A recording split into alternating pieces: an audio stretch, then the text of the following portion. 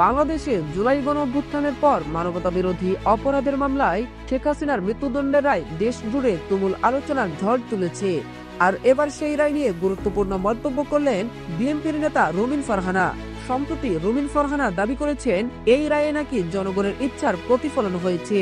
কিন্তু কি ভিত্তিতে তিনি কথা বললেন এবং কেন আন্তর্জাতিক মহলের প্রতিক্রিয়াও আলোচনায় আসছে, চলুন বিস্তারিত জেনে নেই। বিএনপি সহ আন্তর্জাতিক বিষয়ক সম্পাদক রুমিন ফারহানা বলেছেন, জুলাই গণঅভ্যুত্থানে সংঘটিত মানবতা বিরোধী অপরাধের মামলায় ক্ষমতাচ্যুত সাবেক প্রধানমন্ত্রী শেখ হাসিনার মৃত্যুদণ্ডের রায় জনগণের ইচ্ছার প্রতিফলন। সম্প্রতি একটি বেসরকারি টেলিভিশন চ্যানেলের টকশোতে তিনি এই মন্তব্য করেন। রুমিন ফারহানা জানান, কোন বিচারের আগে যদি সত্য আরোপ করা হয় তাহলে সেই বিচার প্রশ্নবিদ্ধ হতেই পারে।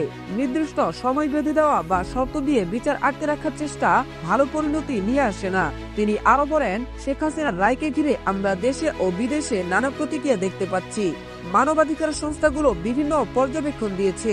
এমনকি ডেভিড বার্গম্যান, যিনি হাসিনা সরকারের আমলে অত্যন্ত সোচ্চার ছিলেন, তার সাম্প্রতিক আর্টিকেলেও উল্লেখ করেছেন প্রসিকিউশনের হাতে শক্ত প্রমাণ ছিল।